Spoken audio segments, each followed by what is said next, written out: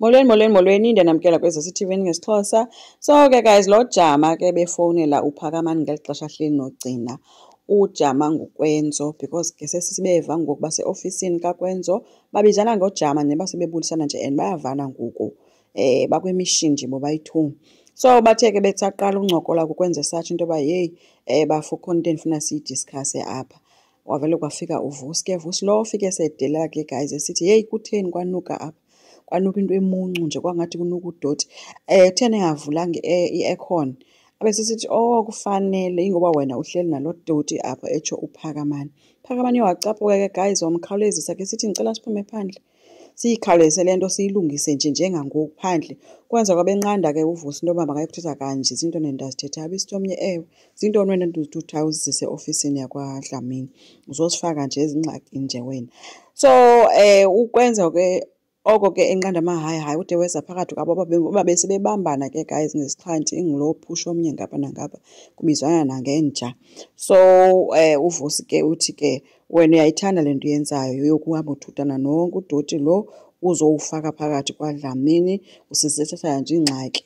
uVusi wathi ke izomnceda ke into yokuba akhethe ukuba umthetho wakhona umamela bani between yena noPhakamani. uPhakamani uthe ke abafuyayazi uba sikuphezu kweziphi into thina sobayi-2. So le nto ayithethayo ungayihoyi. Bese kuphume nditsho ke nosecretary wakhona sekrobile Kwenza wamnqanda ke sithi makabuyele ngaphakathi le into yomndeni. Ukani ke guys ke uKwenzo ebekwakhe wafikelwa ke nguPhetheni. uPhetheni lo ubefike ke emphathela isuits ke for into ze-awards esithi ke kufuneka kaloku avele mhle phayana and kuzokwenziwa nento after party. uKwenzo ke wathi no ayikho njalo le nto izokwenziwa online because kaloku abantu akhompyutha nabo abekho around bonke. So esithi komnye hayi ke kulungile izoba yi-watch party ke. So uKwenzo kuye wamxelela ke unina emxelela uba ke ukuthula kukayise kuyamhlupha ngoba lo akade amphendule kwinto azicelayo. So uPhetheni uthe ke hayi ihloniphe mntanam iminqweno katatakho because uyazazi yena uba uthule uzomphendula nini. So uKwenzo kuye wathi ke okay ke into ndifuna kwenziwe ubulungiswa kuyo yonke le nto lena and noSibongile nayo uyavumelana nam ngayo yonke le nto. Waphoxeka wabanda ke guys uPhetheni asolve into yoba uSibongile naye uyipart ye-support yayo yonke le nto kaKwenzo. Kulapho ke aye wambiza ke uSibongile caba umbizele kwakhe because babonakele sebengena. uSibongile ke na ke crazy because umamazala wakhe ucinga into yoba uthetha ngento umbizele into ethi usupporta ezi zikonza zibhakayo for abantu abahlala esitratweni. Kanti uPhetheni usomxelela into yoba no kodwa ke andibizelanga loo nto naleyo ke intle into kodwa into endikubizele yona sizayihlala lapha ngaphakathi notata walapha ndimcelile. Uthe xa ifika ke uSibongile wazithela phezu konje ngaye ke ehleli phezu kwetafile noNomfundo bemlindile.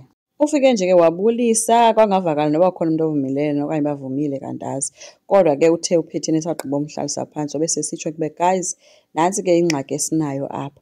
uSibongile nguye ohlohla uKwenzo ngomoya wokuxabanisa ifemeli yakwaDlamini. Unjengaye ubuze uba inyani nale nto ithethwayo ntombi. Uthe uSibongile engakaphenduli wamkhwaza kunjengaye ebuza uba ucinga uba ungubani na wena le nto uzokwenza abantu bakwaDlamini bajikelane and uKwenzo ajikele ifemeli yakhe uyintoni wena.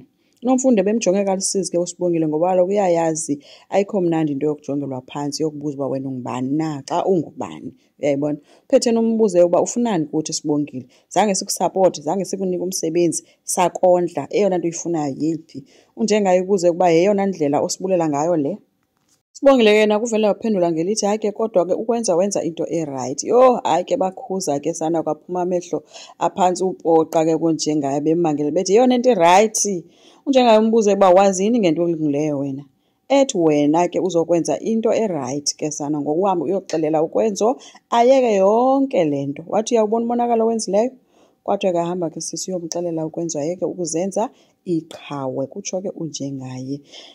Obebetha nje itafile ke guys ngendlela becaphuka ngako usothuka kwaba bafazi bakhe including uSibongile lowo.